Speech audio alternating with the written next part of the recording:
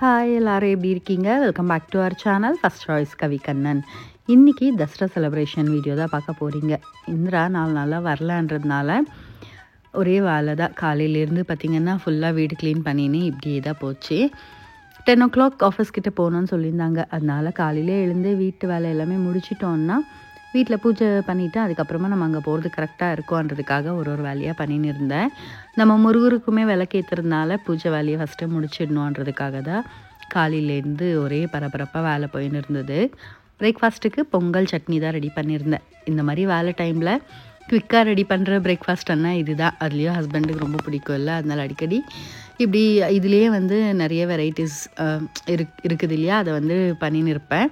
இன்றைக்கி ஃபுல்லாக மஞ்சள் தூள் போட்டு கொஞ்சமாக இஞ்சி பூண்டு பேஸ்ட் போட்டு செஞ்சுருந்தேன். ரொம்ப நல்லா இருந்துச்சு. இதுலேயே பார்த்திங்கன்னா கொத்தமல்லி பொங்கல், தக்காளி பொங்கல், மிளகு பொங்கல், அதுக்கப்புறமா நிறைய ஜீரகம் போட்டு செய்வேன். இந்த மாதிரி பொங்கல் ரொம்ப பிடிக்கும்ன்றதுனால அதில் என்ன வெரைட்டிஸ் எல்லாம் பண்ண முடியுமோ அந்த மாதிரி ட்ரை பண்ணுவேன்.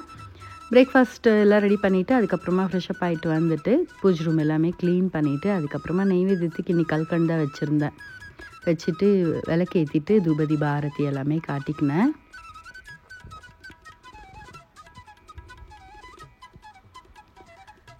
நம்ம 48 நாள் பூஜை பண்ணின்னு இருக்கோம் இல்லையா, அதனால காலையில் பூஜை மட்டும் மிஸ் பண்ணுறதே இல்லை. எவ்வளோ வேலை இருந்தாலும் விளக்கேற்றிட்டு அதுக்கு ஃப்ரீ இருந்துச்சுன்னா கொஞ்சம் அலங்காரம் பண்ணுவேன். இல்லாட்டி இப்படி கம்பல்சரி விளக்கேற்றிட்டு நைவேத்தியம் எதனா வச்சுட்டு பூஜை பண்ணிவிடுவேன். மறுபடியும் சாயங்காலமும் குளிச்சுட்டு இன்னொரு வாட்டி விளக்கேற்றிப்பேன். இப்படி தான் 2 டைம்ஸுமே காலையில் சாயங்காலம் விளக்கேற்றின்னு இருக்கேன். விளக்கெல்லாம் ஏற்றிட்ட பிறகு அதுக்கப்புறமா ஹஸ்பண்ட் எல்லாம் ரெடி ஆகிட்டு வந்துட்டாங்க. பொங்கல் தான் வச்சுன்னு இருக்கேன்.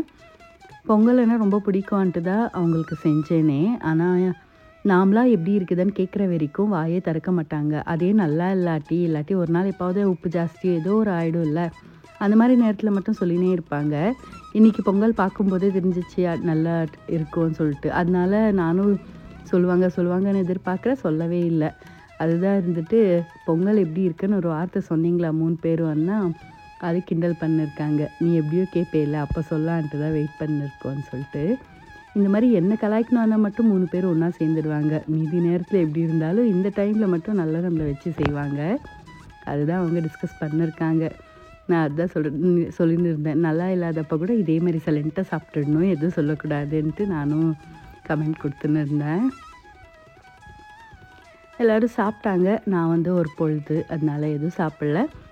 காலையிலே பார்த்திங்கன்னா ஆரஞ்சு இருந்துச்சு, அதை உரித்து சாப்பிட்ருந்தேன்.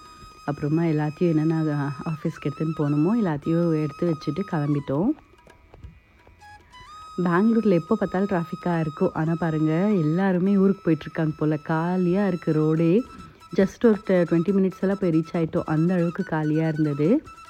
நான் போகிறதுக்குள்ளவே அங்கே வேலை செய்கிறவங்க எல்லாருமே இப்படி ரெடி பண்ணி வச்சுருந்தாங்க. நான் போயிட்டு கலசம் மட்டும்தான் ரெடி பண்ணேன்.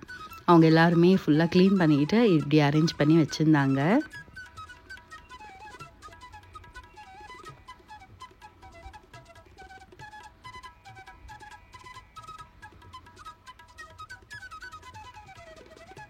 போனதுமே சாமி ஃபோட்டோ தொடச்சிட்டு ஒரு வாட்டி மஞ்சள் குங்குமம் எல்லாமே வச்சுட்டு பூ போட்டு அலங்காரம் பண்ணிக்கினேன். எப்போவுமே இந்த இதுக்கு மட்டும் தாமரை மாலை போடுறது ரொம்ப பிடிக்கும். அதனால் அதை வருஷமே தேடி வாங்கின்னு வருவோம். இந்த வாட்டியும் நல்லா அமைஞ்சிருந்தது. தாமரை பூ மாலை எல்லாமே போட்டு கலசத்துக்கு எடுத்துன்னு வந்தது எல்லாமே ரெடி பண்ணிவிட்டேன். எந்த பூஜை பண்ணாலும் புள்ளியார் பிடிச்சி வைக்கிறது ரொம்ப முக்கியம். புள்ளியாரோட உத்தரவு இல்லாமல் எந்த ஒரு பூஜையும் ஆரம்பிக்க முடியாது இல்லையா, அதனால் மஞ்சளில் புள்ளியாரையும் பிடிச்சி வச்சுட்டேன். அதுக்கப்புறமா கலசத்துக்கு எல்லாமே ரெடி பண்ணியும் வச்சுட்டேன்.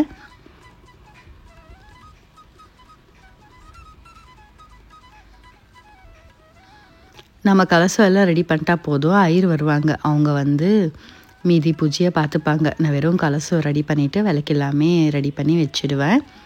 சாமி முன்னாடி 3 தட்டு வச்சுருந்தேன். அதுக்கப்புறமா பொரியோட 5 தட்டு ஆகிடுச்சி. 3 தட்டு தான் பிளான் பண்ணியிருந்தேன். அப்புறமா 5 தட்டாக வச்சேன். பூஜைக்கு நல்லா தேவையோ அதெல்லாமே ஒரு தட்டில் போட்டு ரெடியாக வச்சுட்டேன்.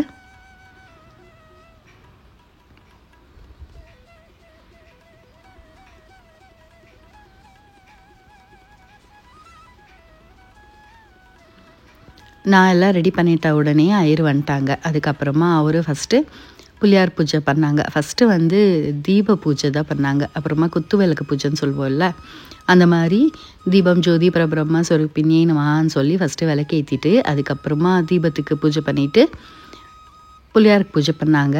புளியார் மந்திரமும் சொல்லி புளியாருக்கும் அர்ச்சனை பண்ணிவிட்டு அதுக்கப்புறமா நெய்வேத்தியம் வச்சு பூஜை பண்ணிவிட்டு அதுக்கப்புறமா தான் லக்ஷ்மி பூஜையே பண்ணாங்க. லக்ஷ்மி அஸ்தோத்திரம் சொல்லி 108 அஸ்தோத்திரம் சொல்லி மஞ்சள் குங்குமத்தில் அர்ச்சனை பண்ணிக்கணும். நம்ம எது எப்படி இருந்தாலும் பூஜை பண்ணும்போது திருப்தியாக இருந்துச்சுனாலே அந்த டே ஃபுல்லாகவே சாட்டிஸ்ஃபையாக தான் இருக்கும். அதனால் எப்போவுமே தசரா பூஜைக்கு மட்டும் ஐயரை கூப்பிட்டு பூஜை பண்ணிப்போம். அது வந்து ரொம்ப சாட்டிஸ்ஃபையாக இருக்கும்ன்றதுக்காக. அன்றைக்குமே அவ்வளோதான், ஐயர் வந்து ரொம்ப பொறுமையாக பூஜை பண்ணி கொடுத்தாரு. சில நேரம் ஐயருங்க வந்தாங்கன்னா அவ்வளோ அர்ஜென்ட் பண்ணுவாங்க. ஏன்னா அன்றைக்கி பார்த்திங்கன்னா நிறைய பேர் வந்து புக் பண்ணியிருப்பாங்க, அதனால அவ்வளோ அர்ஜென்ட் பண்ணுவாங்க. ஆனால் இந்த வாட்டி வந்து ஐயர் பார்த்திங்கன்னா நல்ல பொறுமையாக நமக்கு எப்படி வேணுமோ அப்படி திருப்தியாக செஞ்சு கொடுத்துட்டு போயிருந்தார். ரொம்ப சாட்டிஸ்ஃபையாக இருந்தது.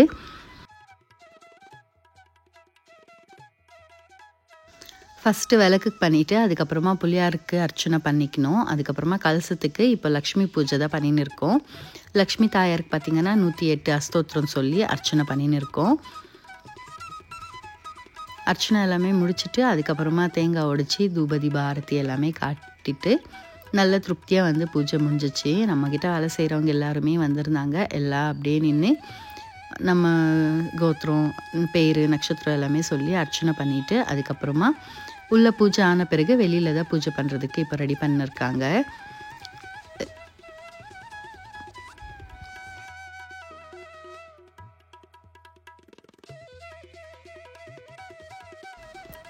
வெள்ளை ஊதுபத்தி எல்லாமே காட்டிட்டு அதுக்கப்புறமா சுற்றி போடுறதுக்கு பூசணிக்காய், தேங்காய், எலுமிச்சை பழம் 3த்துலேயும் சுற்றி போட்டுட்டு அதுக்கப்புறமா டயர் கீழே பார்த்திங்கன்னா எலுமிச்சை பழம் வச்சுருப்பாங்க. ஒரு வண்டியாக எடுக்க ஆரம்பிச்சிடுவாங்க. பார்க்க ரொம்ப அழகாக இருக்கும். நல்ல திருப்தியாக பூஜை முடிச்சுட்டு அதுக்கப்புறமா அங்கேயே கொஞ்சம் நேரம் டைம் ஸ்பெண்ட் பண்ணோம். சில ஃபோட்டோஸ் எல்லாமே எடுத்துக்கணும். பூஜை எல்லாம் முடிஞ்ச பிறகு அங்கேயே கொஞ்சம் நேரம் டைம் ஸ்பெண்ட் பண்ணோம். அதுக்கப்புறமா நம்மக்கிட்ட வேலை செய்கிறவங்க எல்லாருமே அங்கேயே தான் இருக்கிறது. அவங்க வீட்டுக்கு எல்லாமே போயிட்டு அவங்க வீட்டில் தான் வந்து லஞ்சு சாப்பிட்ருந்தோம்.